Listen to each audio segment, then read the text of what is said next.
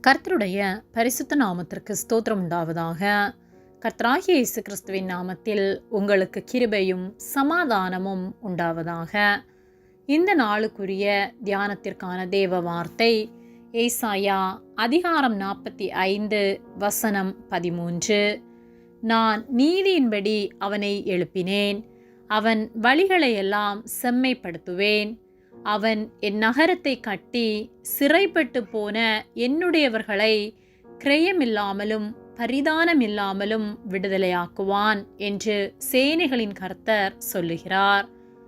பிரியமானவர்களே, கர்த்தருடைய பிள்ளைகளாகிய நாம் பாவம் செய்து பாவத்திற்கு அடிமையாக இருக்கிற ஜனங்களை பாவத்திலிருந்து விடுவிக்கிறவர்களாய் இருக்க வேண்டும். கர்த்தருடைய வார்த்தைகளை அவர்களுக்கு போதித்து கர்த்தர் இந்த உலகத்தில் உள்ள அனைவருக்காகவும் இந்த உலகத்திற்கு வந்து நம்முடைய பாவங்களுக்காக இரத்தம் சிந்தி இருக்கிறார் என்பதை சொல்ல வேண்டும்.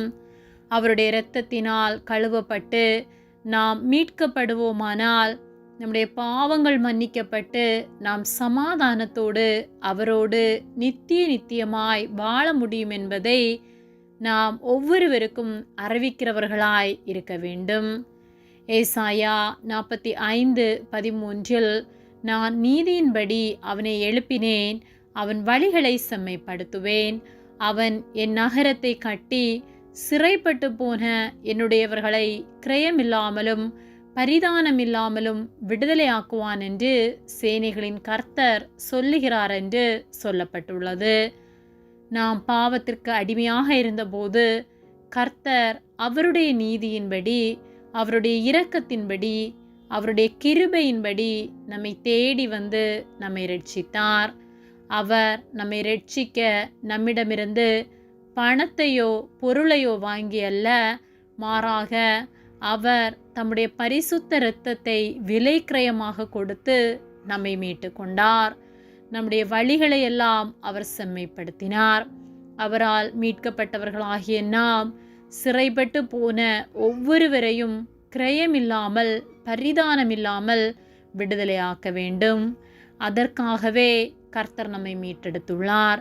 எல்லாரும் ரட்சிக்கப்படவும் கர்த்தரை அறியும் அறிவடையவும் கர்த்தர் சித்தமுள்ளவராயிருக்கிறார் என்று வேத வார்த்தை சொல்லுகிறது.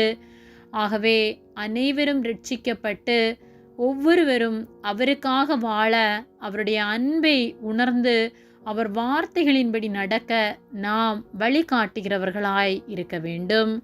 கர்த்தர் நம்மை அழைத்த நோக்கத்தை, அவர் நம்மை ரட்சித்த நோக்கத்தை நிறைவேற்றுகிறவர்களாக இருக்க வேண்டும். நாம் முடிவு பரியந்தம் நிலைத்திருந்து அவருடைய வார்த்தைகளின்படி வாழ்ந்து ஒவ்வொருவரையும் அவருக்கு நேராக ஆதாயப்படுத்துவோம். கர்த்தர் அழைத்த அழைப்பின்படியே நாம் நிலைத்திருக்க, அவருக்காக நாம் வாழ நம்மை அவர் பயன்படுத்துவாராக. ஆமேன். ஜெபம். எங்களை அதிகமாக நேசித்து வழிநடத்தி வருகிற எங்கள் அன்பின் பரிசுத்த பிதாவே, இந்த நாளையும் நாங்கள் காணும்படியாக நீர் எங்களுக்கு ஜீவனை தந்த உம்முடைய அன்பிற்காக நாங்கள் உமக்கு நன்றி செலுத்துகின்றோம். நாங்கள் தியானித்த வார்த்தையின்படியே பாவத்திற்கு அடிமையாயிருக்கிற ஒவ்வொருவரையும் கிரயமில்லாமல் பரிதானமில்லாமல் நாங்கள் உம்முடைய வார்த்தைகளை சொல்லி உமக்கு நேராக நடத்தத்தக்கதான கிருபைகளை நீர் எங்களுக்கு தரும்படியாய் ஜெபிக்கின்றோம். ஆத்ம ஆதாயம் செய்து உம்முடைய ராஜ்யத்தை கட்டுகிறவர்களாய் எங்களை நீர் மாற்றும்படியாய் ஜெபிக்கின்றோம். உதவி செய்கிற உம்முடைய அன்பிற்காக நாங்கள் உமக்கு நன்றி செலுத்துகின்றோம். எங்களை உம்முடைய கரத்திலே ஒப்பு கொடுக்கின்றோம். இயேசுவின் நாமத்தில் ஜெபிக்கின்றோம் ஜீவனுள்ள நல்ல பிதாவே, ஆமேன். கர்த்தர் உங்களை ஆசீர்வதிப்பாராக.